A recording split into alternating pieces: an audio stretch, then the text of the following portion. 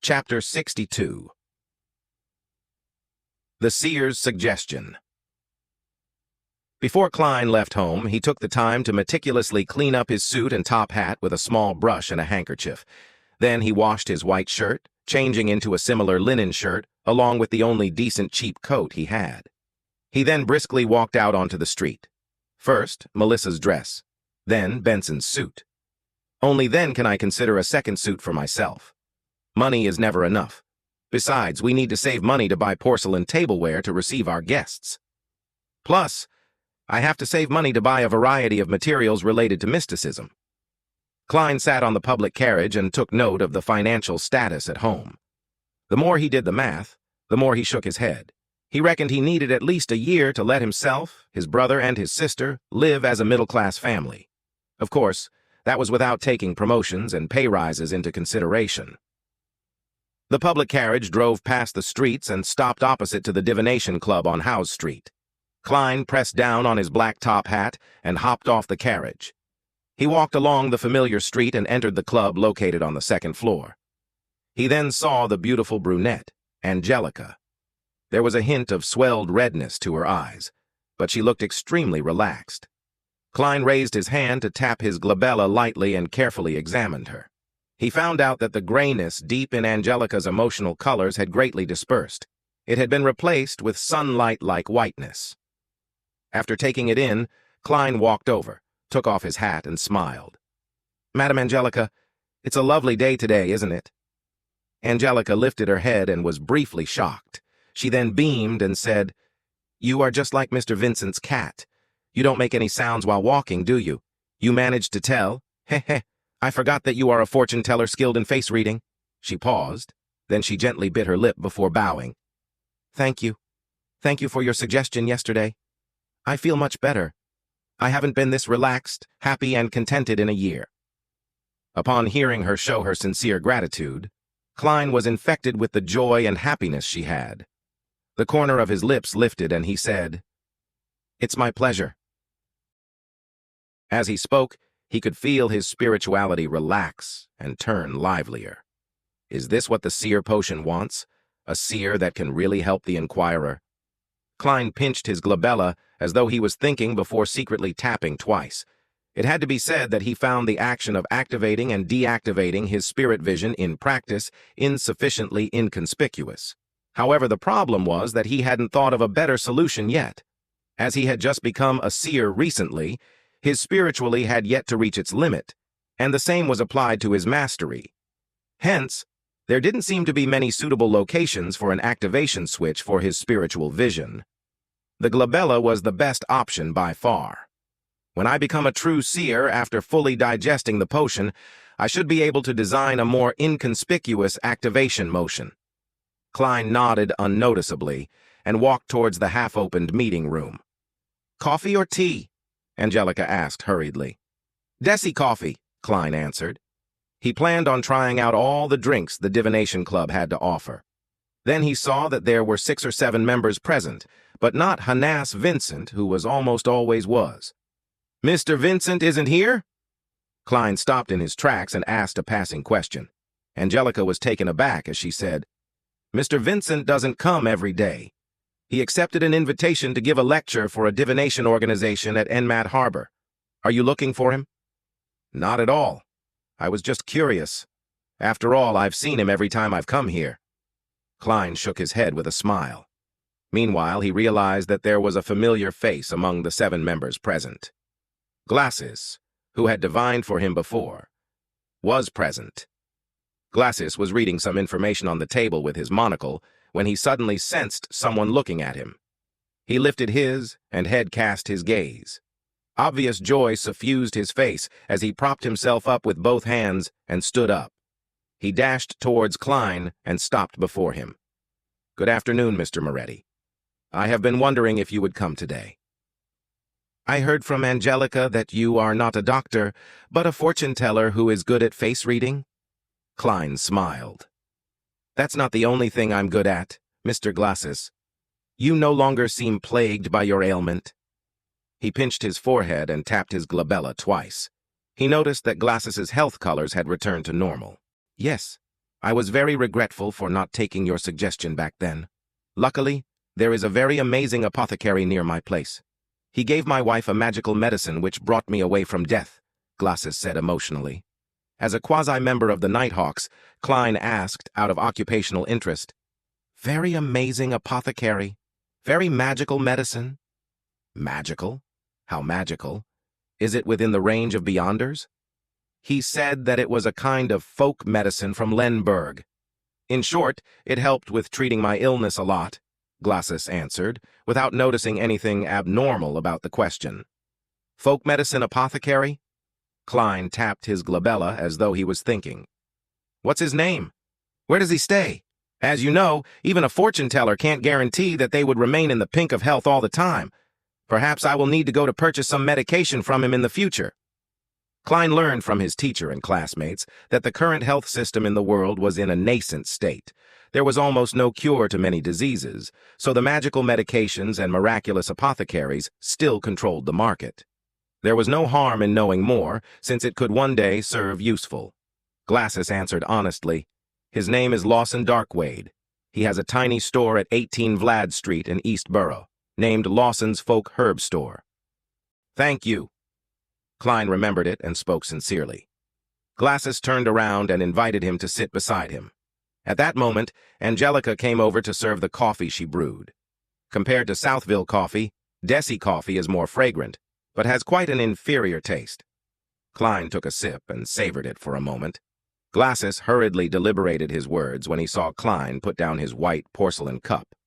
Mr. Moretti, can I request a divination from you? I will pay according to a price you set. 8 pence is sufficient. I will not raise the price out of the blue. Klein was hoping that someone would request his divination services. Do you need a divination room? All right. Topaz. Glasses led the way with much more familiarity. After entering the divination room and locking the door, Klein sat behind the long table. He asked in a serious voice, Mr. Glasses, what would you like the divination to be about? I have an investment opportunity, but the amount of money it involves is huge. If it fails, my family and I will take a heavy hit. I wish to know if it will be a successful investment. Glasses volunteered the information. I have divined using tarot cards previously. A divination after purifying my soul. The result was pretty good. Yes, I did the interpretation myself, but I did not violate the principles of those symbols. Klein thought and asked curiously, It'd be great if you could describe the entire situation once more and give me your information again.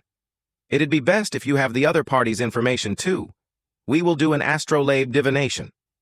All right.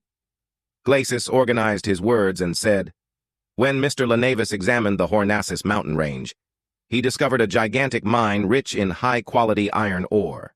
He poured in all his savings to buy that land and hired a professional company to survey it. The result was a heartening one. He lacks funds needed for subsequent developments, so he formed a steelworks company and intends to apply for a loan from the bank using the project. At the same time, he will also issue a corresponding number of shares to raise its initial capital. The plan is still in its preparatory stage and promises fat returns. Klein, who had been reading the newspaper recently and also happened to be a history expert, knew that there were shares in this world. He also knew that the concept of shares was derived from Emperor Roselle. Yeah, him again. During the colonization of the southern continent, he had set up the Cyberon Company and solved the nation's fiduciary matters successfully by raising funds from the public through the issue of shares. As such, he had the first mover's advantage from colonization. Because the returns were great, this development continued on. For example, there were railway shares, mining shares, steam development shares, and so on and so forth. There were some that succeeded and there were some that failed. Hence, it catalyzed the formation of organizations like the Backlund Stock Exchange. Besides that, the Emperor Roselle had created national bonds, unit trusts, and other financial products.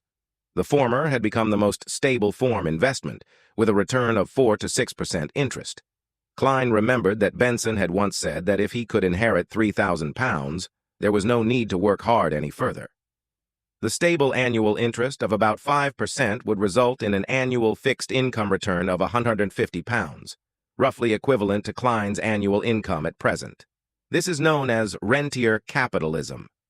Klein sighed and asked carefully, "Are you sure there's nothing wrong about this? Is Lanavis trustworthy?" "I've seen his property papers and the inspection report. There is the Civalaos County government stamp and an endorsement of a professional company. Plus, inside Mr. Lanavis's office is a group photo of him with Sir Deweyville and the mayor." Glacis nodded in reply. "Group photo? That doesn't mean anything." Klein, who was born in an era of information explosion, had seen too many similar incidents. He didn't buy the story because of that. However, it didn't matter if he believed it or not. He could only pick up a pen and draw a corresponding astrolabe according to the crucial time and information that Glacis had provided him with. After a long while, Klein pointed to the astrolabe and said, "You should be able to tell that this will be a very unsuccessful endeavor. Below the flourishing surface is a cliff, a chasm. My divination suggestions going around it to avoid it." Glacis fell into silence, his mouth turning agape a few times before he closed it. A few minutes later, he said with a rueful smile, "I'll consider it carefully when I'm back." Upon hearing this answer, Klein could only shake his head with a silent sigh. He realized the helplessness of a seer. A seer could only give suggestions and not make the decision for others. Just as the two left the Topaz room, Angelica walked over and said, "Mr. Moretti, someone wishes for your divination." When she said that, she added with a whisper, "He did not ask for my recommendations, nor did he view the album. Has my reputation spread?" Klein turned towards the reception hall in puzzlement. Chapter 63, Dream Interpretation. Klein proceeded a few steps forward and saw the client. He was dressed in a formal black suit and a halved top hat. He held a gold-inlaid wooden cane, and his short blonde hair flared from the sides. His nose was aquiline like a hawk's beak. Anna's fiancé, the Joyce Meyer that went through a terrifying ordeal. Klein, who had seen him in his dream divination, immediately greeted with a smile. "Good afternoon, Mr. Meyer." "Good afternoon, Mr. Moretti." Joyce took off his hat and bowed in greeting. "Thank you for the advice you gave Anna. She cannot stop praising how miraculous you are." Klein chortled and said, "I did not change a thing. You should be thanking yourself. Without your determination and your hope for a better tomorrow, you wouldn't have been able to overcome such an ordeal." After the exchange of pleasantries, Klein could not help but lampoon inwardly. Does this count as mutual professional bootlicking? In all honesty, I still find my coming back alive a dream. I still cannot believe that I survived wave after wave of terrifying ordeals. Joyce shook his head wistfully. Without waiting for Klein's reply, he asked curiously, "You knew who I was the moment you saw me? Was that because of my unique nose, or because you divined that I would visit you?" "I had your detailed information. That is enough for a seer," Klein answered vaguely, behaving like how a charlatan would. Joyce was indeed stunned. More than 10 seconds later, he squeezed a smile. "Mr. Moretti, I wish to request a divination from you." The moment he finished his sentence, he suddenly realized something. Mr. Klein Moretti had addressed himself as a seer, not a fortune-teller. A seer. "All right, let us head to Topaz." Klein gestured. At that moment, he felt as though he should have worn a long black robe. He tried to keep his words to a minimum to accentuate the mystique of a seer. Joyce Meyer locked the door behind him after entering the divination room. While he observed his surroundings, Klein seized the opportunity to tap his glabella twice and activated his spirit vision. Joyce sat down and set his cane down beside him. He pulled on his black bow tie and said hoarsely, "Mr. Moretti, I wish for you to interpret my dream." Dream interpretation? Klein acted as though it was within his expectations, but was merely asking for confirmation. He saw that the colors representing Joyce's health were dull, but none of them signified an impending illness. The colors symbolizing his emotions were predominantly blue, and its darkness showed that he was obviously high-strung. Joyce nodded seriously. "I have had the same horrific dream every night ever since the Alfalfa arrived at Enmat Harbor. I know that this could be associated with the trauma of the ordeal, and that I should go see a psychiatrist. But I suspect that this is no ordinary dream. A normal dream would definitely have some details that are different, even if they recur every night.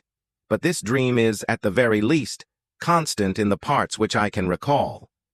To a seer, these kinds of dreams are seen as revelations given by the divine, Klein said, half consoling and half explaining. Can you describe the dream to me? Joyce clenched his fists and up to his. He thought deep for a moment before saying, I dreamed that I was falling from the alfalfa into the ocean. The ocean was dark red, as if it was filled with rotting blood. As I fell, I was grabbed by a person on the boat. I could not identify him, but I know that he was very strong. And I was also holding onto a person in an attempt to save him from falling into the sea. I know that person. He was a passenger of the alfalfa, Eunice Kim. Because of his weight and his struggling, I could not bear the weight and could only release my hands and watch him get devoured by the sea of blood. At that moment, the person above me also released his hand. I flailed my arms, hoping to grab onto something, but there was nothing. I could only plummet rapidly. Then I wake up in horror, sweat covering my back and forehead. Klein held his forehead and gently rapped it as though he was thinking. He then organized his words and said, Mr. Meyer, nightmares, similar nightmares, and repeated nightmares, these are all psychological problems and have a corresponding source. The same nightmare recurring time and time again is a reminder from your spirituality. It is also a revelation given to you by the divine. Upon seeing Joyce appearing confused, he elaborated, Do not have any doubt, an ordinary person's spirituality is also capable of giving reminders. I do not know what exactly happened on the alfalfa, but I can see that it was a tragedy of blood and steel. It has left a deep trauma in you. Seeing Joyce nod slightly, Klein continued, You must have been very horrified, very fearful on the ship. It is easy for a person to lose their observational skills when overwhelmed by such intense emotions, thus missing signs that they should not have been missed. This does not mean that you have not seen those signs, but you have disregarded them. You understand? Disregarded. In your subconscious, in your spirituality, the details that you have missed are present all the same. If the thing that the detail is pointing toward is important enough, then your spirituality will remind you in the form of a dream. Previously, I had similar case of disregarding a feeling, only to later realize that the diary was with Ray Bieber. But I was more sensitive and had stronger spirituality. I was also more knowledgeable about mysticism and thus could make a deduction more quickly. Klein paused for a few seconds and looked into Joyce Meyer's eyes. Did Mr. Eunice Kim, who you let fall into the sea of blood, requested you of something on the boat, but was ultimately unable to escape his fate? Joyce fidgeted his body unnaturally. He opened his mouth several times before answering. Yes, but I do not pity him. Perhaps a few days or a week from now you will see in the newspapers how cruel and evil he was. He raped and murdered at least 3 ladies and tossed a baby into the raging sea. He also led a bunch of savages who had lost their rationality and brutally massacred the passengers and crew of the boat. He was scheming, strong, and evil. I did not dare, nor could I stop him. I would only have forfeited my life. I am not doubting what you did, Klein said, making clear his stand. Then he explained, But your dream is telling me that you are feeling regret and sorry. You believe that you should not have released your hand back then. Since you believe that killing him was an act of justice, then why are you feeling regret and sorry for it? So much so that you have recurring dreams about you releasing your hand. I don't know either. Joyce shook his head, confused. Klein crossed his hands and placed it under his chin. He attempted to analyze the situation. Incorporating what I just described, it seems you have missed certain details. For instance, anything that Eunice Kim mentioned, his contents of his plea, the way he presented himself, etc. I cannot recall the incident for you, so please think about it carefully. There's nothing. All he could say back then was, Spare me, I surrender, Joyce muttered in puzzlement. Klein did not know exactly what happened, so he could only guide him based on what he understood from the dream. Perhaps you felt that Eunice Kim was more useful alive?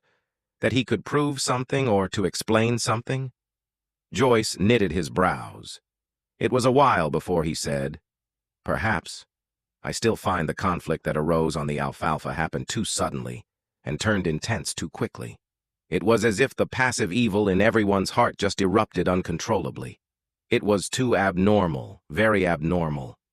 Perhaps I wish to interrogate Eunice Kim why he acted as though he was possessed by the devil in the first place.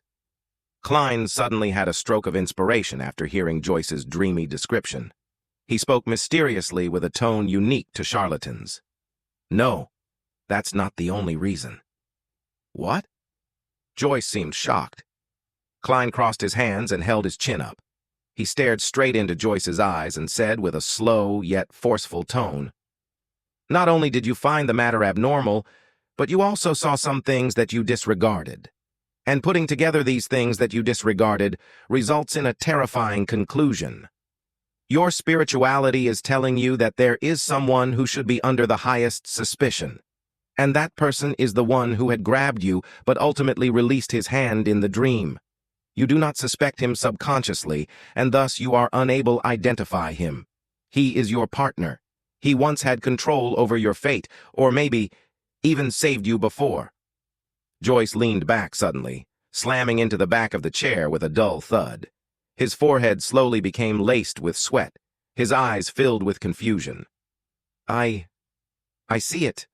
Joyce suddenly stood up noisily, causing his chair to wobble and nearly fall. "Mr. Triss." He used all the energy in him to utter the name. He was a friendly and bashful little boy with a round face. He was the hero that saved the survivors.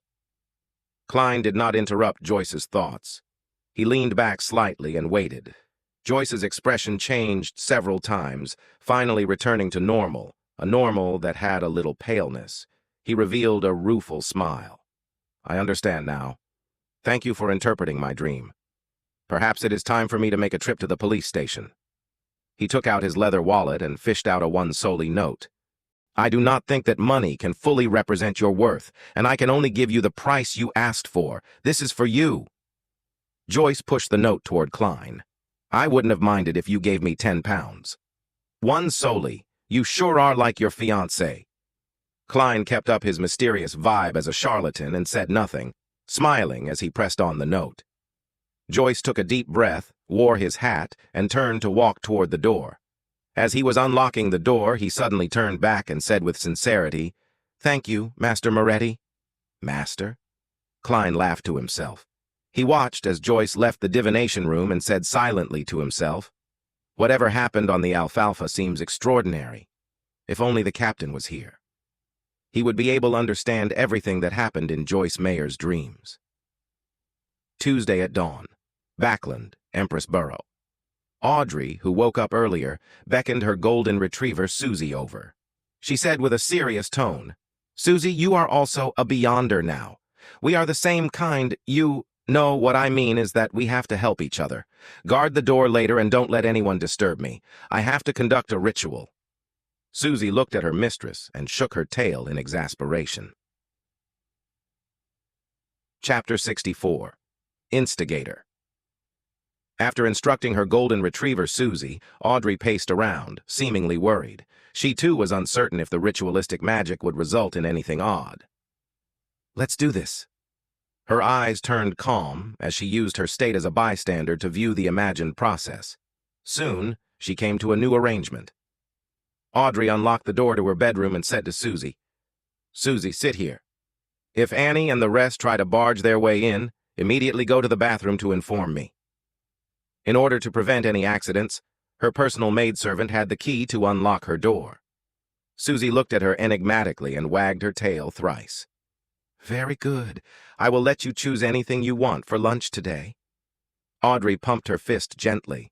After exhorting Susie, she entered the bathroom. The square bathtub was 3 to 4 meters on each side. There was clear water rippling gently in it with steam emitting from it. It was quite a dreamy sight. Audrey tidied up a rectangular table with many bottles placed on it. Then she went back out and moved candles, sacrificial items, and a white robe over. Immediately after that, she closed the bathroom door. With everything done, Audrey heaved a sigh of relief and picked up a translucent light blue bottle beside the 4 candles. The cylindrical bottle shimmered dreamily under the light. In it was the essence oils she had distilled from a mixture yesterday. As an aficionado of mysticism, she had no lack of research regarding such items. She had many different kinds of pure dew, flower essence, perfume, essential oils, and incense that she brewed herself at home. As such, she had already finished the initial preparations according to the fool's instructions. Moonflowers, gold mint, slumber flowers, fingered citron, and rock rose. What an odd concoction, Audrey mumbled softly. Oh, one has to cleanse one's body and calm their mind before engaging in ritualistic magic. This is a form of reverence to the divine, to the target. As she went through the entire process in her head, she placed the ritual's essential oil beside her bathtub. She reached out and began disrobing what she wore at home. Pieces of her silk clothing fell into the laundry basket one after another. Audrey coiled up her hair into a bun and tested the water's temperature with her hand. Then, she carefully stepped into the bathtub, allowing her body to slowly sink into the water's warm embrace. Phew! She exhaled comfortably, finding herself warm all over. She felt abnormally relaxed. I don't even want to move a single finger. Audrey forcefully pumped herself out as she grabbed the translucent light blue bottle beside her and dripped a few drops into the water. A waft of fragrance dispersed, filling the silence with a refreshing smell. Audrey breathed in a few times and nodded in satisfaction. Not bad. It smells really good. How relaxing. How comfortable. I don't want to move at all. All I wish is to lie here in silence. Silence. In silence. Silence. After losing her sense of time, Audrey suddenly heard barking. She opened her eyes in shock, looking to her sides in a daze. She had no idea when Susie had opened the door and entered. She was squatting outside the bathtub, looking at her with an exasperated look. As she rubbed the corners of her eyes, Audrey felt that the water had cooled down quite significantly. I fell asleep? She subconsciously asked herself. Susie looked at her without barking or wagging her tail. Ha ha. The effects of that bottle of ritual essential oil sure is great. Yeah, really great. Audrey chuckled dryly as she explained with a cheerful tone. She stood up, retrieved a towel, and as she wrapped and wiped her body, said to the golden retriever beside her, Susie, continue keeping watch. Do not let Annie and the rest enter. Only when the golden retriever left did she secretly stick out her tongue. She threw her towel aside and wore a clean white robe. After closing the door to the bathroom, Audrey recalled the ritual she had memorized. She picked up 4 candles and placed them on the 4 corners of the table. A loaf of white bread at the top left corner, a bowl of Potter noodles at the top right corner. Smells great, but it's a little cold. No, it's not time to think of this. Paella at the bottom left corner and desi pie at the bottom right. Audrey set up the altar according to the fool's description seriously, shaking her head twice during the process. After she was done with the preparation, she left her 4 candles lit. She picked up a silver knife and stabbed it into a pile of coarse salt. After narrating the sacred incantation in Hermes, Audrey raised the knife with beautiful patterns and placed it into a cup filled with clear water. After focusing her mind, she pulled out the silver sacred blade, cogitating her spirituality to spew out and spread from her blade. Invisible energy spewed out as Audrey held the knife and circled the altar once. When she felt that a spirituality wall was fully erected around her, she expelled all the uncleanliness and distractions outside. Maintaining her spectator state, she prevented her excitement and joy from affecting the ritual. She put down the silver knife and picked up the tiny light blue crystalline bottle and dripped a drop on each candle. Sizzle. A faint fragrance emanated as Audrey's body, heart, and soul seemed to attain tranquility. She drew a breath as she lowered her head in reverence and began chanting the incantation in Hermes. The fool that doesn't belong to this era, you are the mysterious ruler above the gray fog. You are the king of yellow and black who wields good luck. I pray for your help. I pray for your loving grace. I pray for you to give me a good dream. Moonflower, an herb that belongs to the red moon, please bestow your powers to my incantation. Fingered citron, an herb that belongs to the sun, please bestow your powers to my incantation.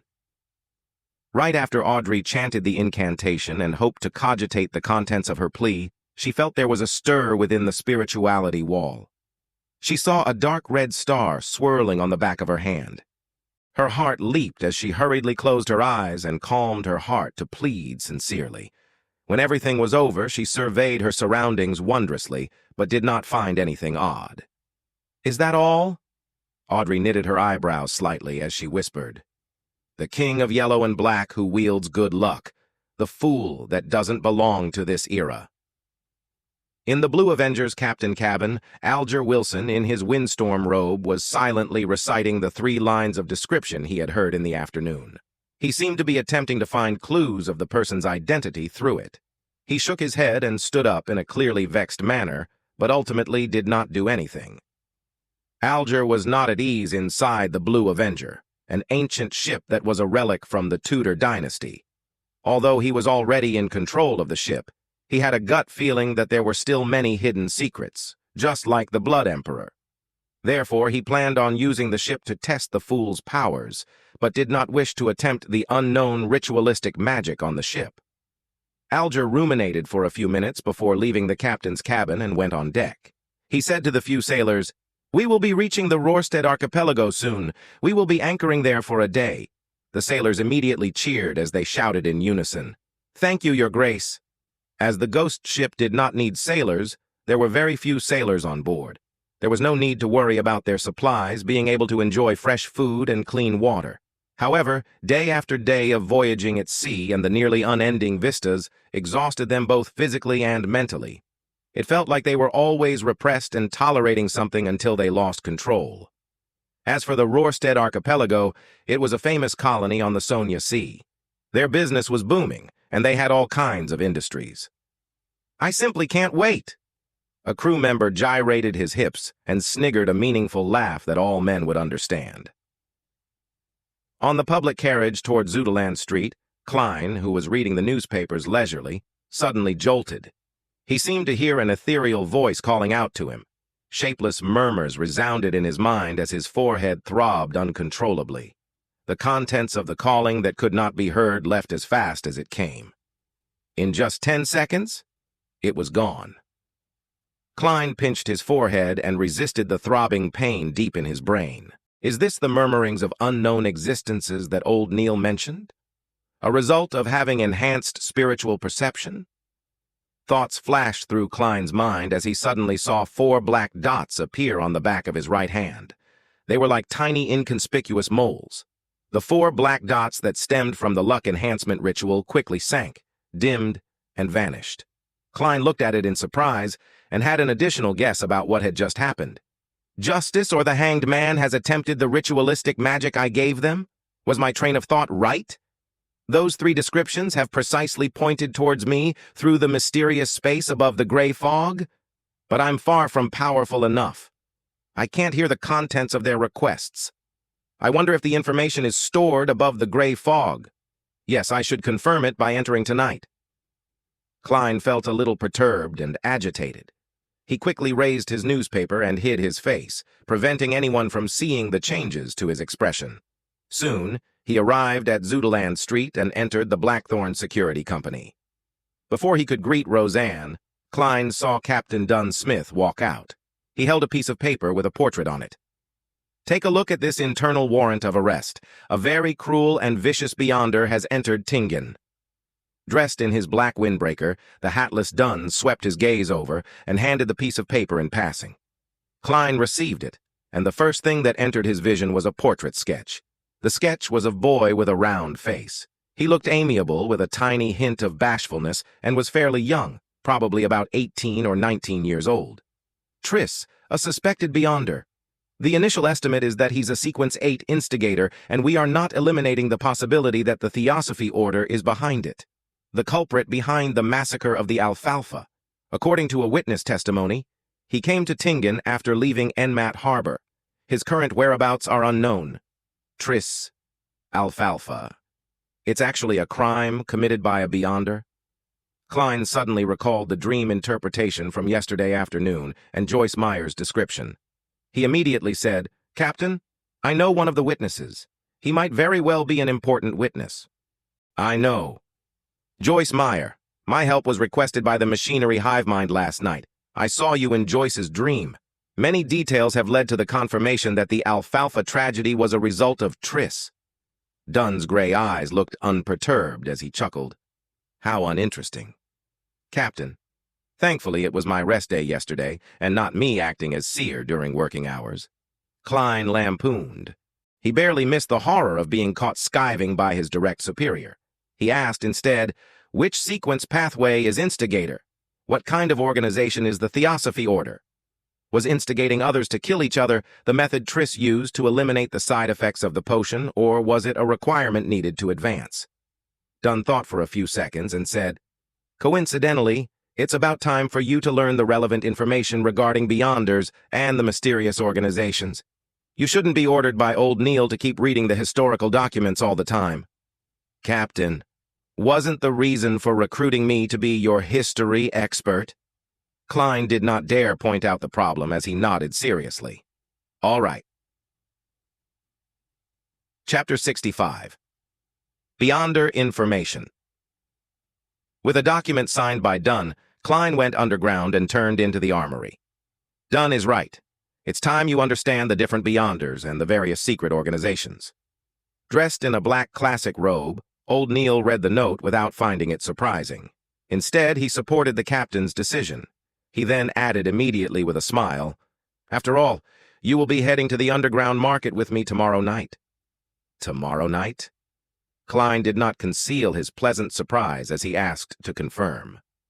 Old Neil nodded and said with a sigh, I'm a person who can't sleep when in debt. I always wish to settle them as soon as I can. You did not seem to act so previously. You left it to the last moment before using ritualistic magic to resolve the problem. So I'm not the only one suffering from procrastination? Wait, is there a need to euphemize afraid to spend away the money to repay a loan? Klein did not expose old Neil and instead urged, Mr. Neil, I'll be troubling you to retrieve the corresponding information from Chanis Gate. There were mostly archaeological and historical documents in the armory. There were documents involving Beyonders and mysterious organizations, but few in number. Furthermore, they were mostly basic knowledge. Old Neil slowly took a sip from his hand-ground coffee and smacked his lips. He then walked out the armory with the signed and stamped document. Klein watched the place on his behalf. About 10 minutes later, old Neil returned with a huge stack of documents. They can only be read in here. They are not to be taken out, he warned as he placed the information on the desk. All right. Klein gave a firm nod. He extended his hands and quickly flipped through the pages and did a general read-through. Very detailed, as expected of the Nighthawks' internal documents, as expected of a church with 4,000 years history or even more. Klein sighed inwardly as he glanced through the documents. Not only did the documents introduce the various secret organizations, it also listed down many of the sequence pathways. It was very complete. Some of them only wrote the potion name of the corresponding sequence, while others only described the Beyonder abilities of the corresponding sequence. Some were completely missing and left blank. While holding back his excitement, Klein found the sequence pathway that led from Seer. He ruffled through the pages and soon found a familiar word. Then his delighted expression quickly froze because there was no corresponding potion name, sequences 7 and 8 after Seer. Thankfully, the abilities of the two following sequences are present. Klein silently exhaled as he calmed his mind and read the description seriously. Sequence 8, potion name unknown. The corresponding Beyonder is good at fighting with artifice and very crafty. Good at fighting with artifice? This is the next advancement of Seer? Why does it feel odd? I'm not a hunter. Am I going to become a melee mage? What does crafty mean? My intelligence is enhanced, making me good at fooling the enemy? Klein was stunned. He even suspected that the Nighthawks' information was wrong.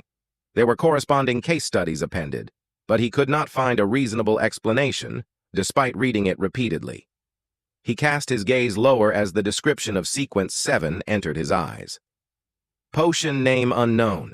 The corresponding Beyonder is good at many spells that can be quickly cast, fuses one's body's skill and supernatural powers as one. That's more like it. This is what an advancement of a seer should sound like. Klein heaved a sigh of relief. After seeing the case studies of Sequence 7, he cast his eyes to the overall description of the pathway.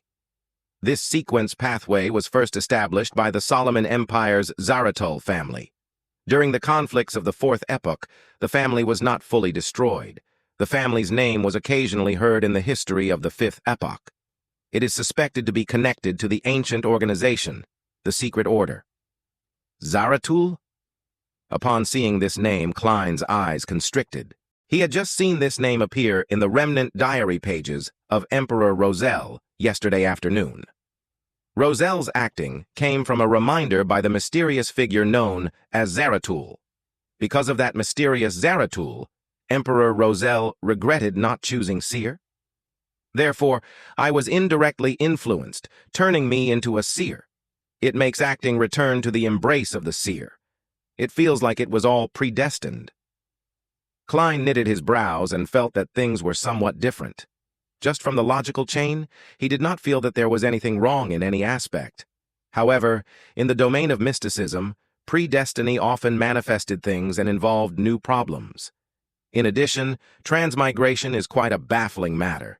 It's just confusing. And the guy I've possessed tried to commit suicide because of the lost notebook of the Secret Order.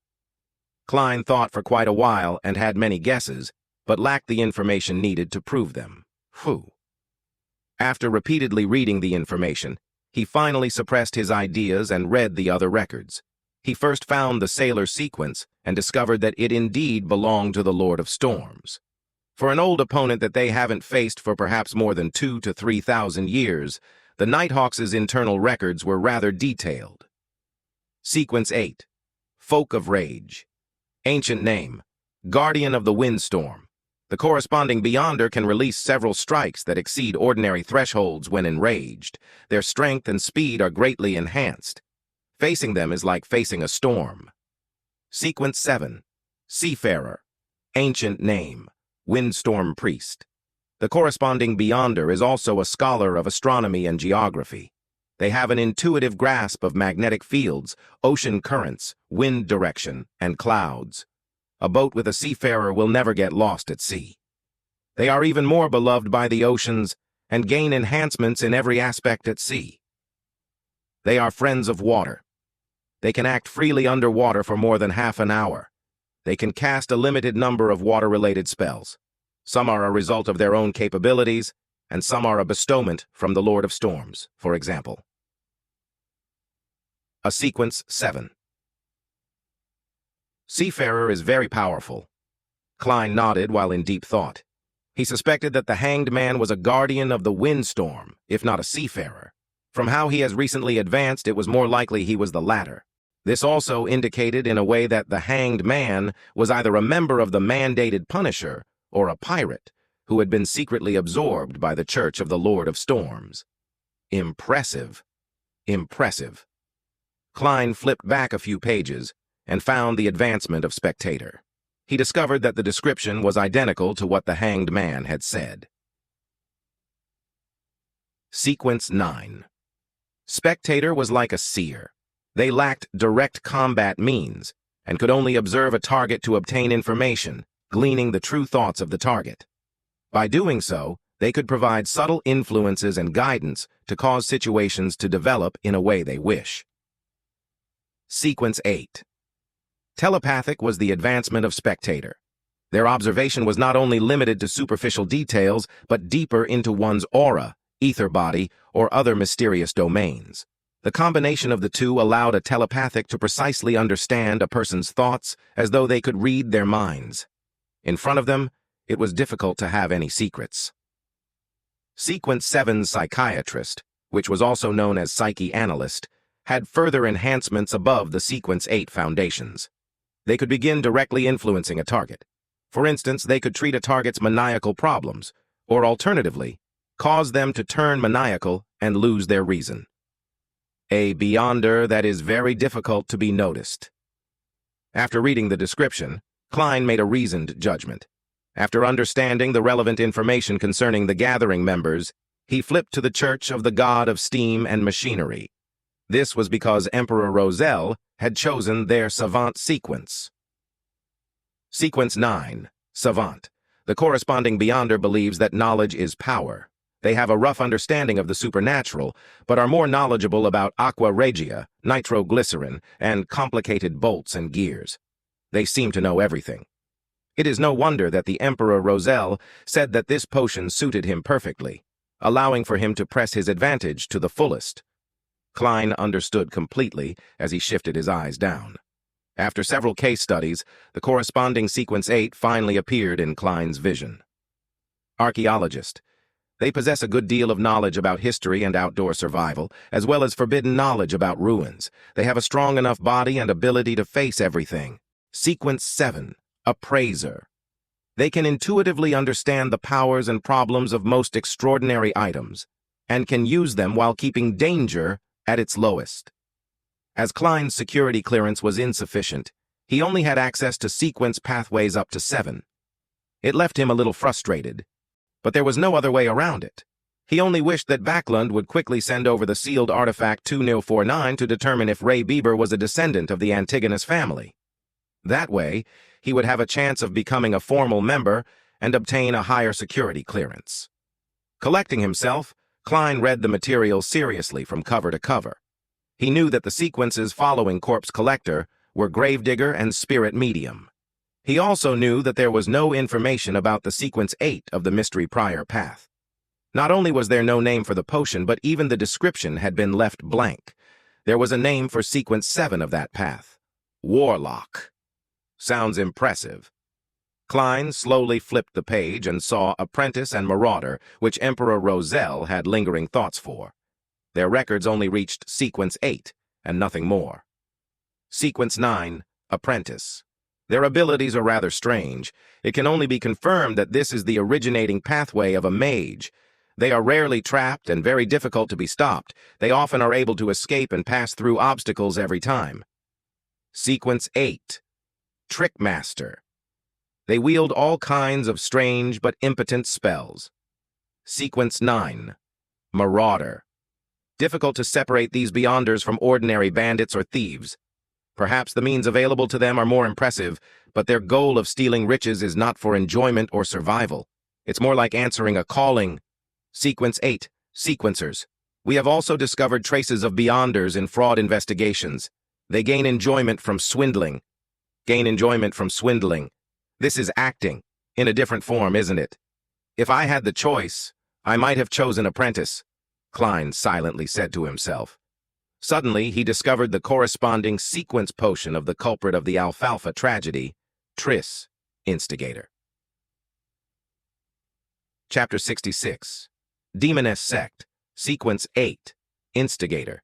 They are adept at triggering the evil desires deep in people's hearts, causing contradictions and inciting conflict, thus resulting in bloody massacres. The description isn't detailed enough.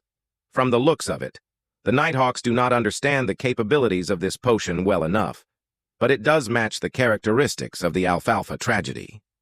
Klein cast his gaze up and read the corresponding Sequence 9 for Instigator. Sequence 9, Assassin. Can transform their bodies in a short period of time and become light as a feather. They can also utilize vision equal to that of an eagle. Every assassin is adept at hiding in the shadows. They have dexterous steps and have the ability to release all their strength in one blow. After reading the description, Klein was left completely confused. Assassin? The advancement from assassin is Instigator? This advancement is just as odd as how a seer advances to a class that is good at fighting with artifice. Some sequence pathways advance in a very ordinary fashion, such as Spectator. Yet there are sequence pathways that seem to violate intuition and logic. Well, that might not be completely true. Perhaps I just haven't discovered some of the hidden common points. For instance, assassins and instigators can both bring catastrophe to others, but I can't figure out the advancement of seer. Hey, could it be of the Gandalf 1 lineage? After adding some supportive magic, the other attribute points are dumped into strength and techniques. As Klein lampooned in a speechless manner, he silently shook his head. He flipped to the section about the secret organization, the Theosophy Order that involved instigators.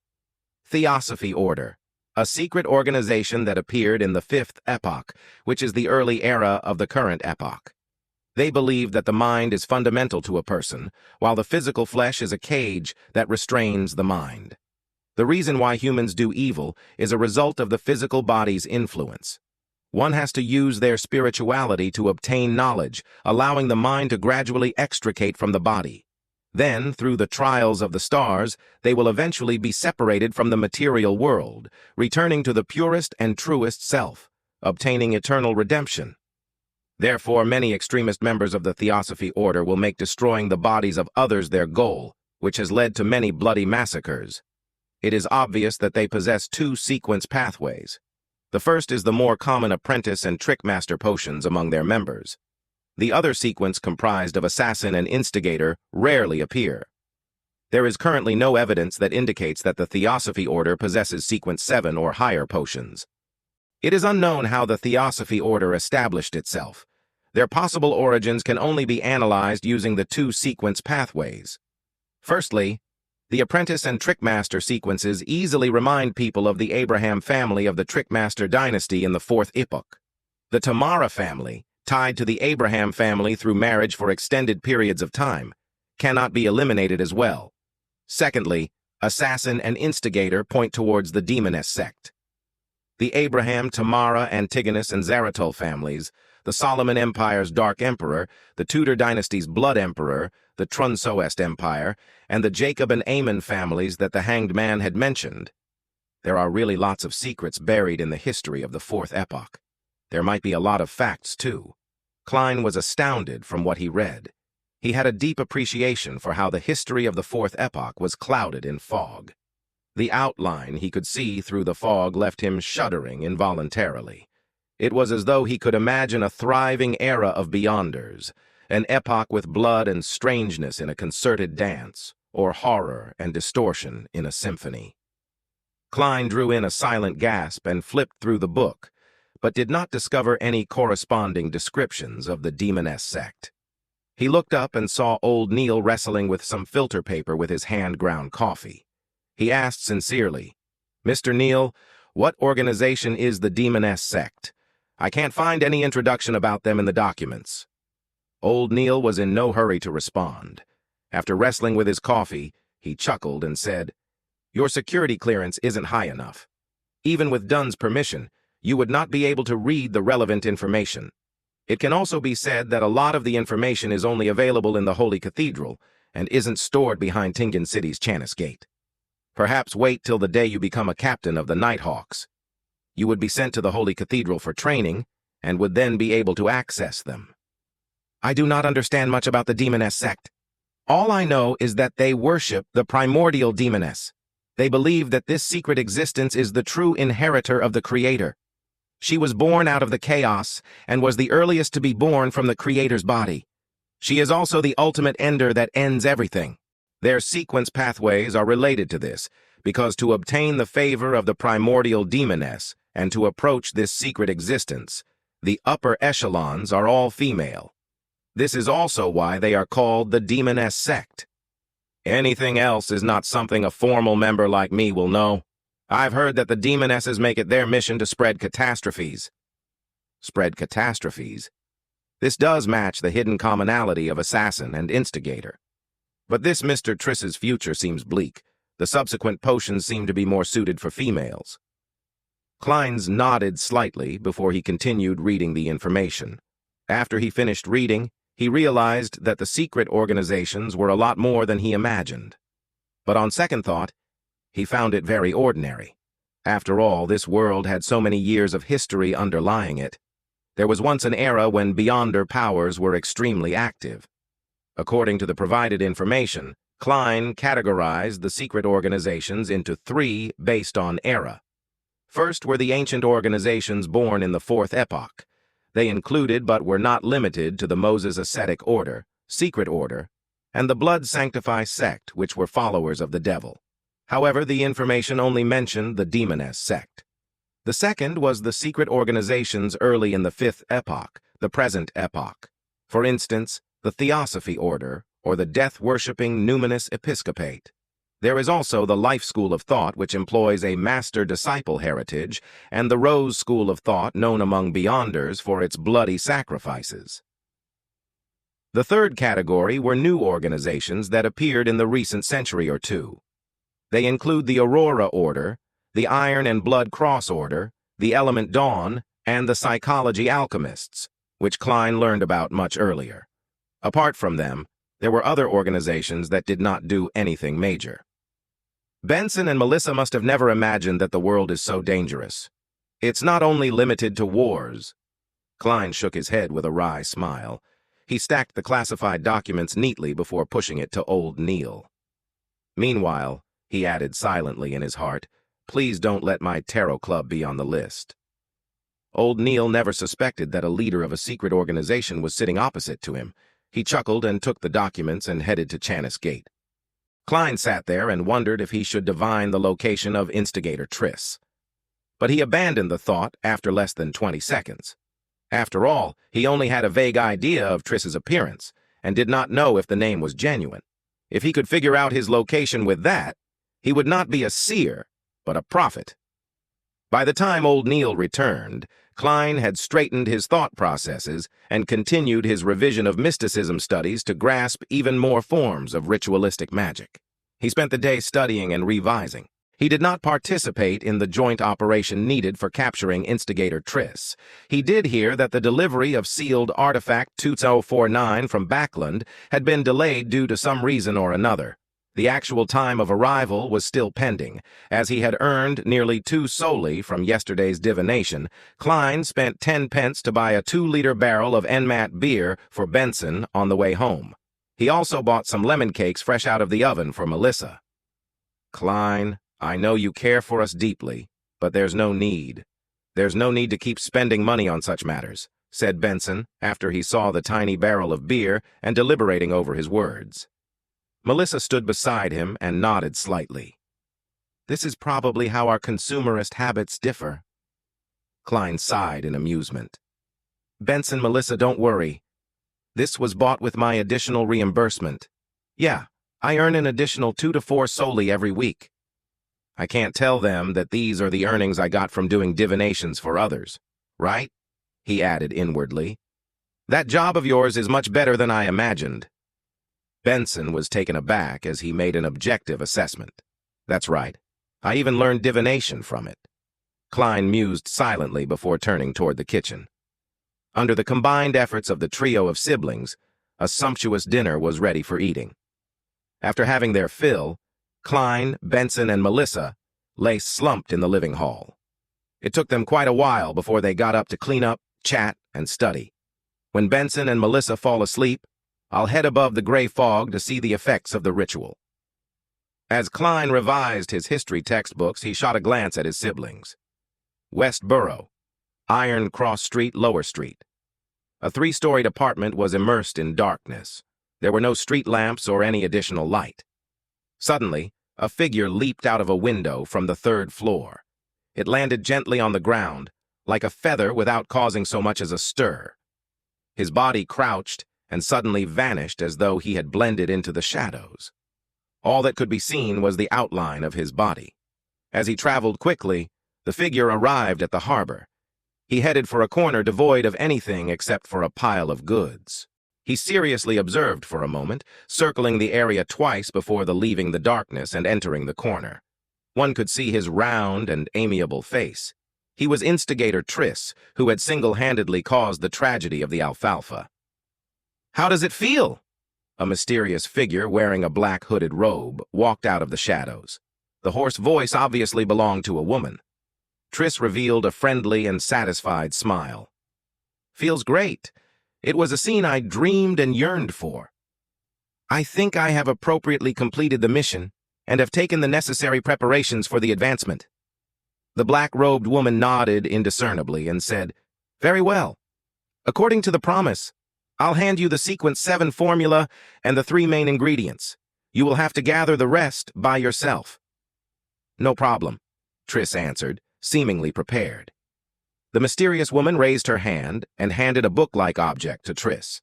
The book had an ancient and mottled bronze exterior cover with a strange star-shaped lock on its side. Triss knew that inside the book was the formula and ingredients. He instantly became thrilled. He tried hard to compose himself as he looked curiously at the potion's name on the bronze outer cover. "Witch!" Triss exclaimed. He found it unbelievable that the word written in ancient Hermes was witch. "Witch? I'll advance to become a witch?" What a joke. The mysterious woman covered her mouth and let out a chortle. It took her quite some time before she answered, "Weren't you always curious?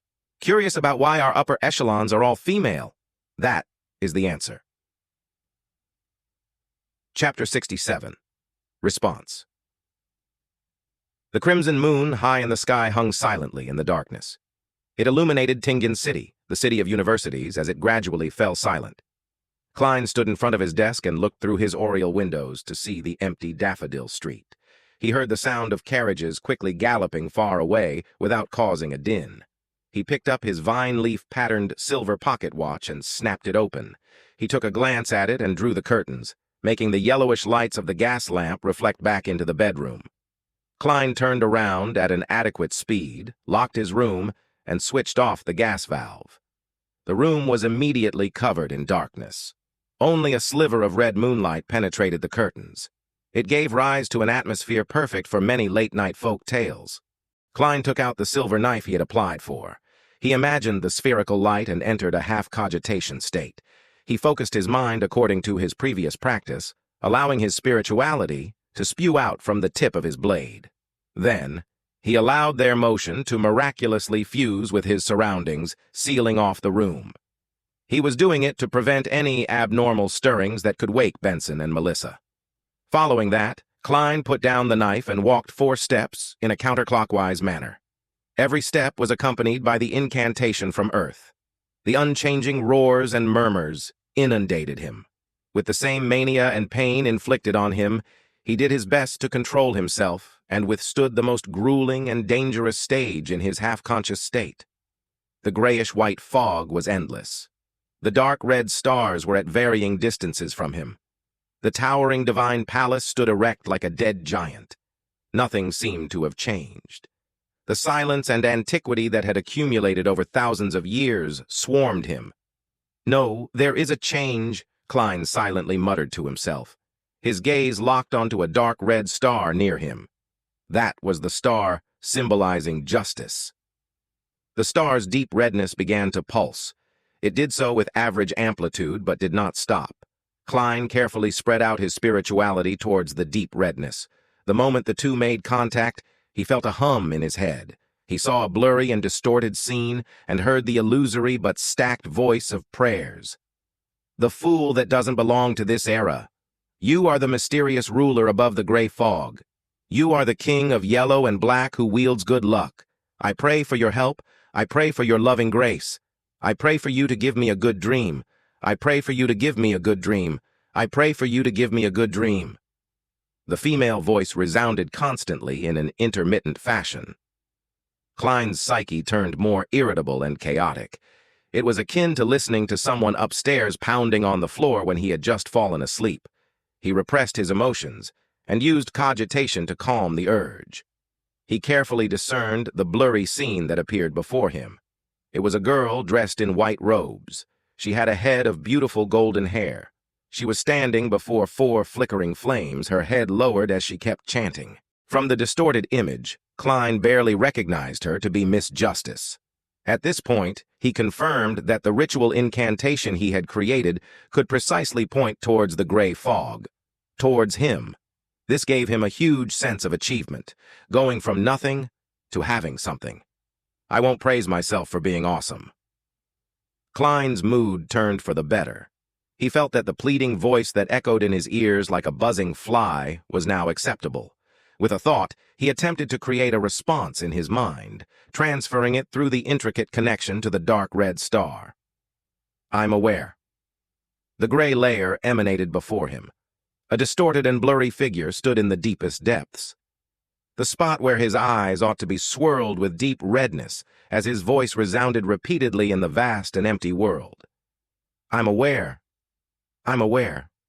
I'm aware." Audrey Hall was jolted awake suddenly. She sat up with her blanket wrapped around her as her mind was fully occupied with the scenes she saw in her dream. She knew very well that she had dreamed of the fool, the mysterious being that lived above the fog. Is this a response to my morning prayers? Audrey, who quickly entered her spectator state, calmed down and analyzed. Although she did not understand why the fool did not respond on the spot and only did so at night, she was still shocked that the ritualistic magic was effective with the few lines of incantation. In the past, she had prayed to the Evernight goddess, but had never received any response.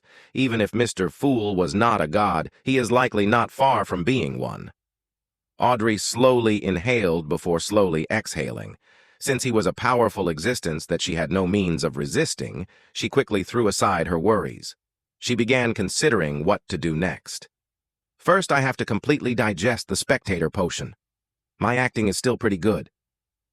Second, I have to seek out the psychology alchemists. Third, I should try to obtain the telepathist potion formula from Mr. Fool or clues regarding the psychology alchemists elsewhere. However, every godlike existence should have a complete sequence pathway that belongs to them. They might not know the formulas of other sequence pathways.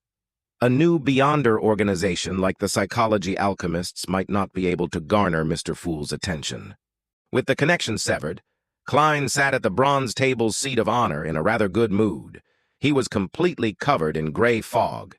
He leaned back and clenched his fist to cover his mouth. He recalled and analyzed the process. At that moment, he was the only living being in the world of the gray fog. Apart from that, there was absolute silence.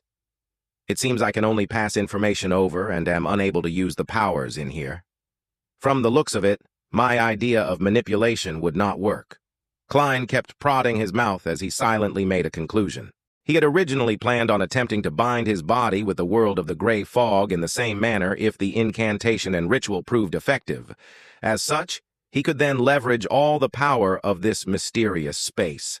If that happened, he could pray to himself, and through such a manipulative manner he could go around the limitations, the mysteries, and the danger, allowing him to fully use the gray fog world.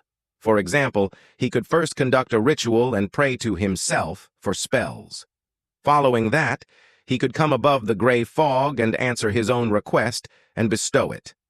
From the looks of it, I was being too idealistic. My understanding and control of the gray fog world has not reached that level. Klein shook his head in a self-deprecating manner and planned on leaving. At that moment, he saw the dark red star that represented the hanged man begin to pulse. He heard an ethereal and formless voice spread out.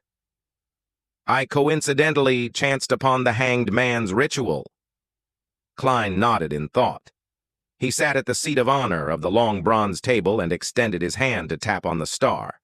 His spirituality spread as it touched the pulsing deep redness. He heard the hanged man's heavy and repeated prayers along with a blurry scene. The hanged man was draped in a pure black robe in the scene. He stood in front of 4 plumes of fire. The surrounding spirituality had formed a wall, isolating him from any external influence. Klein did not immediately respond. All he did was watch and listen silently. You are the king of yellow and black who wields good luck. I pray for your help. After the hanged man finished his prayer, he waited for a while. Seeing that there was no response, he began dismantling the spirituality wall, extinguished the candles, and tidied up the altar. Finally, he swiped his extended hand as aqueous light spread out, making the altar table look brand new. Water-based spell, the bestowment of the storm. The hanged man is indeed at least a seafarer. Klein nodded slightly. Before the scene vanished, he responded via the method he imagined, transmitting it through the blob of dark redness. Alger Wilson was situated in the Rorstead Archipelago's city of generosity.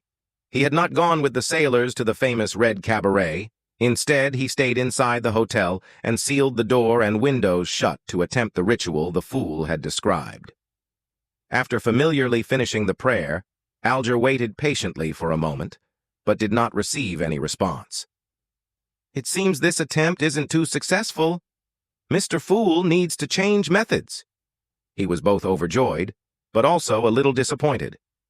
After everything was done, Alger planned on going downstairs for a bottle of Langsky Proof, alcohol that could aid a folk of rage to unleash his powers. Mandated punishers of the Lord of Storms were rather fond of this sort of beverage. Pulling open the door, Alger was about to walk out when his vision blurred. He saw gray fog billow in the corridor and a hazy human figure sitting in the deepest depths of the fog, as if on a high throne. "I'm aware." The familiar deep voice reverberated around Alger's ears, causing him to freeze where he stood as his head slightly throbbed in pain. Alger's eyes suddenly turned dark. He looked around but realized that nothing had changed.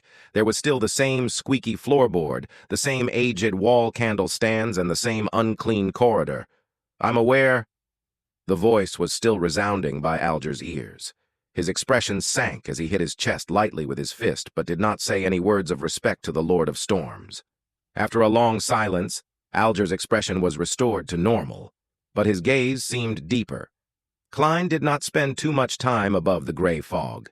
When all the remnant voices returned to normal, he enveloped himself in his spirituality and plunged into the gray fog, plummeting into the material world. The lights before him flew by rapidly, like the scenes of a movie played back at a speed tens of times faster than normal. After Klein felt faint, he saw curtains that let crimson moonlight through along with the blurry outlines of the desk and bookshelf. He picked up the silver knife again and removed the spirituality wall in the room. Then, a sudden gust of wind opened the door and went through the corridor. He was completely relieved when he saw that there were no stirrings from Benson's or Melissa's room. This luck enhancement ritual is really indispensable for traveling. It's concealed and mystical. Klein silently murmured and closed the door again, walking towards his bed. His mission tomorrow was to head to the underground markets for Beyonder items with Old Neil. Chapter 68, Monster. At dusk, the setting sun cast long shadows of the carriages and horses. Having informed Benson and Melissa that he was having dinner at the Blackthorn Security Company, Klein headed to the harbor with Old Neil on a public carriage. He was dressed in cheap formal attire, afraid that conflict might break out in such a complicated location. If he damaged his tuxedo, which he took painstaking care of, he would probably cry his heart out. When the sunlight appeared to turn fiery, the carriage stopped. Old Neil, in his usual classic black robe and felt black hat with a rounded edge, ignored the gazes of others and walked diagonally to the Evil Dragon bar in ahead of them. Even though the bar was slightly far away and the heavy doors were tightly shut, Klein still heard wave after wave of rapturous shouts. They appeared to be cheering on a hero. When he came close, he suddenly sensed something. He turned his head towards the warehouse opposite to the bar. He saw a stocky man dressed in a uniform standing at a hidden corner on the rooftop. The man carried a huge, grayish-white mechanical box and held a thick rifle in his hand. The grayish-white mechanical box was obviously connected to the same colored rifle via piping. "Steam-pressured rifle," Klein muttered in shock. He looked at Old Neil and said, "This bar can actually obtain such weapons?" That was a military-controlled item. Although it used extracted phlogiston 1, the size and weight of the steam backpack were still shocking, something only a true warrior of blood and iron could withstand. The rifle had an extremely high muzzle velocity and shocking destructive power, too. Matched with a suitable scope, it was nearly equivalent to an inferior sniper rifle. "What?" Old Neil squinted his eyes as he looked over, having a confused look, too. "Did something happen here?" "Something happened?" Klein surveyed his surroundings and discovered a few more men holding repeating rifles who were searching for something. "What happened?" Old Neil approached the bar and asked the brawny man guarding its door outside.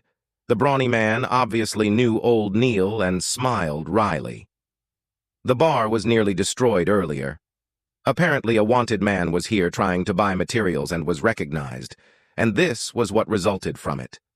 Oh Lord, what did he do, and how dangerous was he to receive such treatment? My legs went limp seeing all those firearms, limper than after spending an entire night with Ginger Sonny. He did not know the identity of the wanted man, much less know that the people who came to buy materials had Beyonders mixed in. "Wanted man? Do you know his name?" Old Neil asked in interest. "I think it was Triss or something," the brawny man answered uncertainly.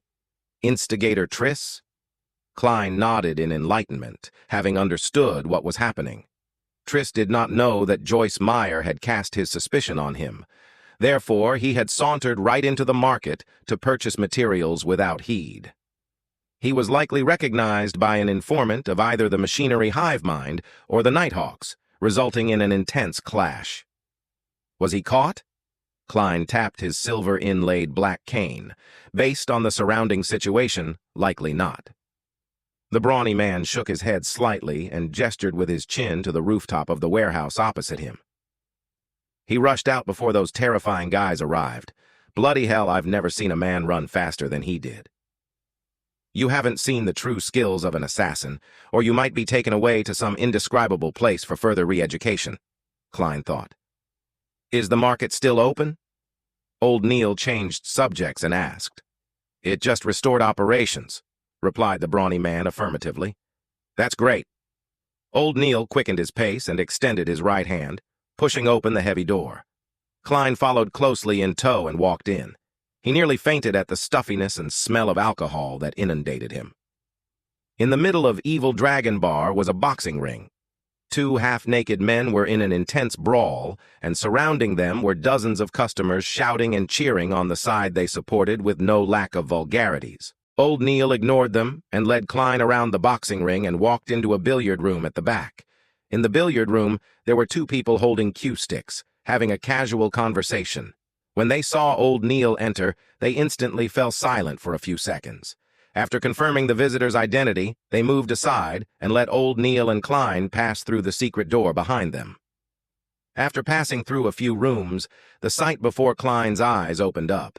He saw a place that was about the size of a lecture hall from his previous life. Some vendors had set up roadside stalls with bottles and cans all over. Passers-by strolled through them, either scrutinizing their goods, chatting, or comparing prices. They have to give 5% of their profits to Swain. He is the boss of Evil Dragon Bar, former captain of a mandated Punisher squad, and older than I am. He's someone who wishes to drink himself to his death, Old Neil explained in a garrulous manner. Klein thought and gave an honest evaluation. A rather profitable business.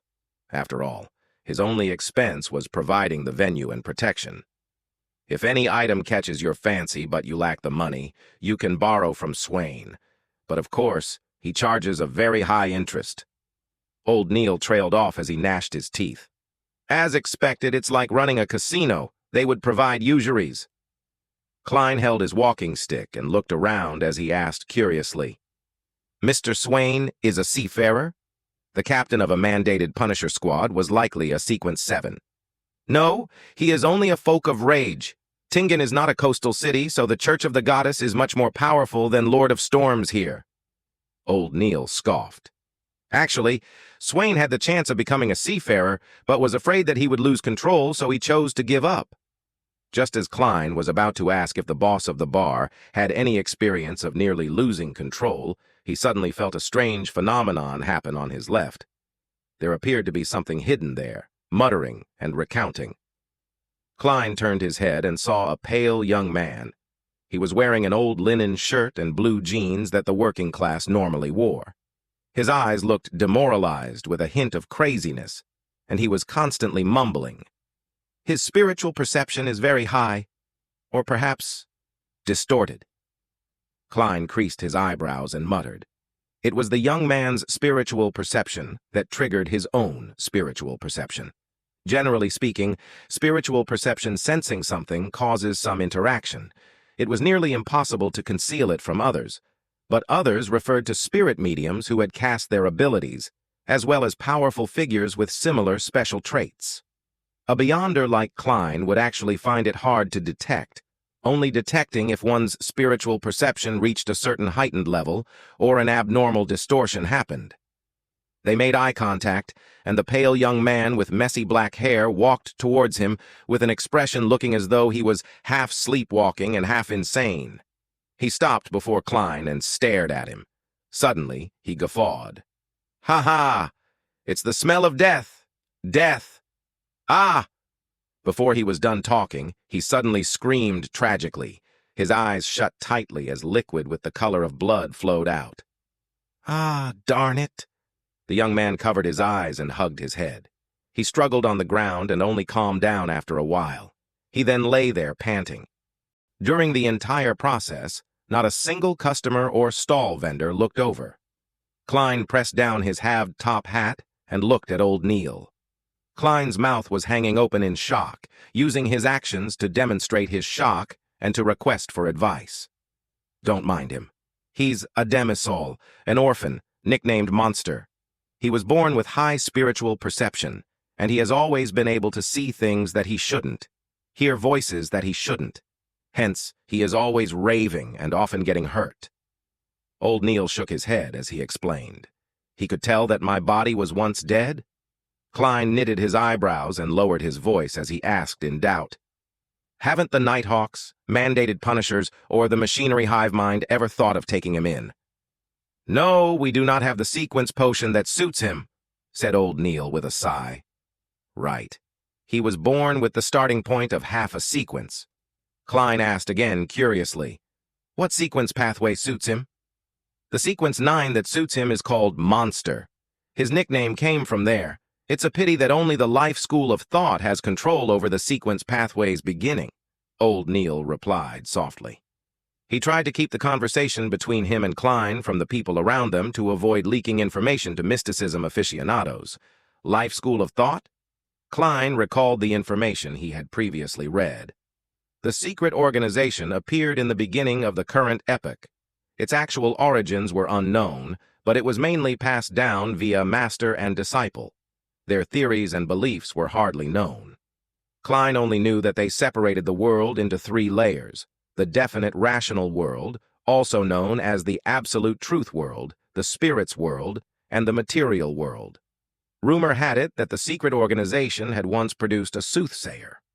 Wasn't that a sequence pathway that corresponded to seer? Confusing. Really confusing. Klein shook his head and saw a demisol struggle to get up and then wander off to another corner. He reorganized his thoughts and followed behind old Neil. They walked past one stall after another.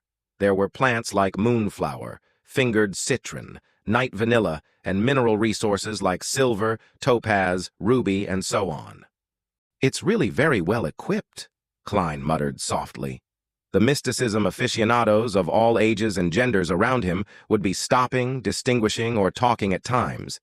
It gave the area a bustling vibe. Walk around on your own. I am going to settle my bill. Old Neil pointed at one of the 2 rooms at the end. All right? Klein nodded without thought. He strolled with his black cane and came before a stall which sold self-made amulets. He took a careful look at it for a while. Just when Klein prepared to speak with the seller, he suddenly heard someone asking the stall behind him, "Is this powder ground from cow teeth payanol?" Cow teeth payanol? Isn't that one of the supplementary ingredients of the Spectator potion? Klein thought, then turned around to look at the Inquirer. Justice had repeated the formula for the potion several times, so Klein had been left with a remarkably clear impression of the ingredients. Chapter 69. Protection Amulet. Klein looked over and saw the person inquiring about the cow teeth payanol. The man was less than a meter away from him. He was wearing a black suit and a halved top hat of the same color. He had a cane adorned with silver in his hand and a pair of gold-framed spectacles on his face. He had a refined bearing. Yes, do you need it? This can here costs 3 solely. The owner of the stall was wearing a long black robe, one filled mysticism traits. The Inquirer, whose sideburns were pale yellow, thought for a moment before saying, "Can it be cheaper? I still need to buy other ingredients too. For example, this bottle of white-edged sunflower petals." The stall owner considered for a few seconds before grudgingly replying, 2 solely and 6 pence. I don't think you can find a price cheaper than that. Klein immediately felt that he was overthinking things after seeing how the bespectacled man was buying ingredients other than the cow teeth payanol. However, he still tapped his glabella twice as an act of caution. He swept the man with his spirit vision. No problems. He looks very healthy. His emotions are all right, too. Mister, you need to keep this up. Klein retracted his gaze, turned around, and looked at the stall selling homemade amulets once again. The amulets were placed neatly before him. Some of them were made of pure silver, some with steel, others forged from gold. But only a few of the amulets had a weak aura emanating from them, some crimson, some pale white, some golden.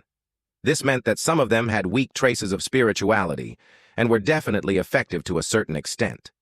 Klein looked at the amulets carefully and confirmed that the stall owner making the amulets had some foundation in mysticism. The stall owner did not make any mistakes matching the different energy sources to the different incantations. He was also extremely accurate at choosing the materials that corresponded to the different energy sources. Of course, a mere mysticism aficionado would definitely make some mistakes. Klein noticed that the stall owner did not fully understand the incantations.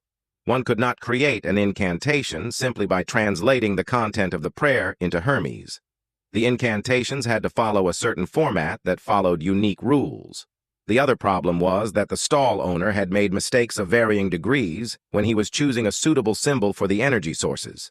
That explained why there were only 2 or 3 amulets releasing the faint light out of the dozens that were laid before him. As for how much of an effect the 2 to 3 amulets would have, Klein could only say that it was better than nothing. An amulet that was truly equipped with obvious effects needed the craftsman to release his spirituality from a blade while carving the incantations and symbols.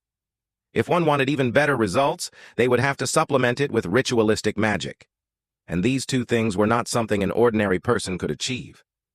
Klein tapped his glabella twice, then pointed at the upper left corner of the stall with his black cane. How much for these 2? He did not ask about the amulets that had a rudimentary colored aura but half-completed items. Other than external shape, they had not been carved with incantations or symbols. To Klein, there was no reason to purchase the amulets that had weak effects. What he wanted to do was to transform the half-completed amulets into true amulets. I'll make amulets that can protect a person from danger, 1 each for Benson and Melissa. As for my own, I can ask the Nighthawks to supply me with the ingredients. Man, I must have been influenced by old Neil. I don't feel any guilt when doing something like that. Klein's mind wandered as he watched the stall owner pick up the half-completed silver amulets. The first silver amulet was elongated and had a cavity in the middle. Around it were patterns of angel-like feathers. The craftsmanship was intricate and was very beautiful. The other was simple, almost completely devoid of any additional decorations or carvings. It had a vertical line representing the night and a circle representing the crimson moon. Klein, who paid much attention to appearances, took a liking to them immediately. "This is 6 soli," the middle-aged stall owner said, pointing to the intricate amulet. He was a man of few words. After pausing for a while, he rubbed the simpler piece and said, "This is 5 soli 3 pence. That's too expensive. They are still far from being an amulet." Klein had slowly been influenced by Benson and Melissa, so he had begun cultivating the habit of haggling. After a battle of words, he bought the 2 silver accessories at 5 soli 6 pence and 4 soli 9 pence, respectively. Yeah, they can only be considered silver accessories for the time being. Klein had that in mind. The 10 soli 3 pence was deducted from the reimbursement he received for his Divination Club membership. Klein received the 2 silver accessories and placed them into his pocket. He was about to head to another stall when he heard a gentle voice. "Sir, why are you not buying a completed amulet?" Klein turned his head over and found a teenage girl asking him the question. She was about 15 years of age and wore a lacy yellow dress while holding onto a veiled hat with a ribbon. "It's because I intend to make my own amulets. As you know, that is the wish of every aficionado of mysticism." Klein minced his words and answered. He did not wish to make the stall owner think that he was trying to snatch his business, even though he had considered using his skill to earn a quick buck.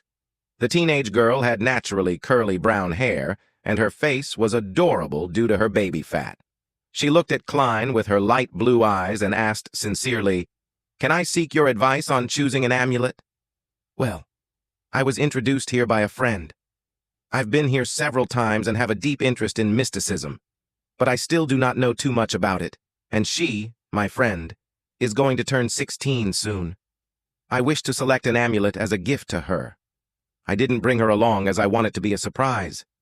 I had previously sought her advice, but I cannot remember a lot of the critical points." Klein gave a gentlemanly smile. "What kind of protection amulets are you looking for?" something to avert disasters, something to avoid illnesses, something that gives fortune. Different requirements would require different energy sources, which means that they must point to different gods. Different gods would have different corresponding constellations, and the different constellations would mean that different materials have to be used. For example, the incantation for averting disasters would belong to the Empress of Disaster and Horror, who is the Evernight goddess. As mysticism aficionados, we all know that the symbol of the Evernight goddess is the moon. The corresponding metal would thus be pure silver. Therefore, if we hope to avert disasters, it is best that we choose an amulet that is made of pure silver and has the corresponding incantations. We would also have to make sure that the incantations are of the correct language and format. The corresponding symbol of the Empress of Disaster and Horror means the path number, the spell's characteristic, and the relative positions of the symbols, etc., must also be correct. But this is too complicated, and there's no need for me to explain this for you, Klein added inwardly. The girl's eyes sparkled. She asked with a little doubt, "Can a follower of the goddess wear an amulet belonging to another god?" "No problem. The gods do not mind such small matters," Klein consoled her. It was not a problem for the person wearing the amulet, but the person creating the amulet had to be careful. If a believer of the Lord of Storms were to craft an amulet of the eternal blazing sun, they would most likely receive something malicious. Of course, these referred to amulets requiring the aid of ritualistic magic. The craftsman need not pay much attention to this otherwise. The teenage girl heaved a sigh of relief. "I hope to get her an amulet for good health. Which deity should I choose from? The eternal blazing sun, Mother Earth, or the god of knowledge and wisdom?" "There should be no problem with the eternal blazing sun and Mother Earth. The former is represented by the sun, while the latter is represented by the brown star." Klein smiled as he said, "The material of the sun is gold, while the metal that symbolizes the brown star is lead. I would suggest the sun, but I do not know if you brought enough money along with you." The reason for his suggestion was because he had noticed that among the 3 amulets with a rudimentary spiritual glow, one of them was a health amulet that came under the domain of the sun. "Isn't this?" Before the teenage girl finished her sentence, she stopped and warily looked at the stall owner who was waiting silently. She thought for a moment before asking, "After I decide on the material, how should I distinguish the incantation and corresponding symbols?" "Do you know Hermes?" Klein asked instead. "I just started learning it," the teenage girl replied, a little embarrassed. "Then let me choose it for you." Klein pointed at the health amulet made of gold and said, "This one has no problems, be it in the incantations or the representing symbol." The teenage girl lifted the edges of her dress and squatted in front of the amulet. She picked up the health amulet with designs of the sun's rays around its edges. She felt as though the amulet was nourishing her, making her feel completely relaxed. "Thank you. Thank you." She stood up and curtsied in gratitude. Klein laughed and said, "I'll leave the rest to you and the stall owner. I have other things to tend to." He looked at the stall owner as he spoke, and noticed that the man had a weird look in his eyes, as if deciding if he had to give a cut of the profit to Klein. With a smile, Klein did not bother with the matter anymore. He continued touring the underground market, but he didn't notice any true extraordinary materials. At this point, old Neil had already paid off his debt. He was holding a dark-colored wooden box in his hands. He pointed to the other room behind and said, after he noticed Klein's look of doubt, "Go there if you wish to buy or sell extraordinary materials. After all, no one wishes to let others know what extraordinary items they are purchasing." "I understand." Klein nodded as though in thought. There was no need for him to go there for the time being. He headed toward the exit of the underground market together with old Neil. "How much for these elf flowers?" A query suddenly entered Klein's ears. Elf flowers. That's also an ingredient for the Spectator potion, Klein thought as he glanced sideways. He once again saw the refined, bespectacled man. "What's the matter?" old Neil asked curiously. "Nothing much." Klein retracted his gaze.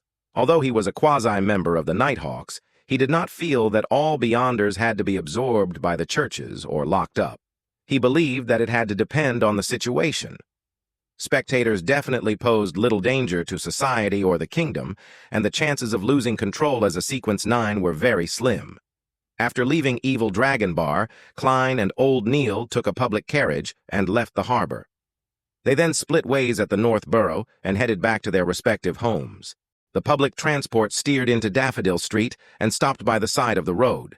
Klein was about to get off the carriage when he suddenly saw a young lady wearing a grayish-white dress about to board the carriage.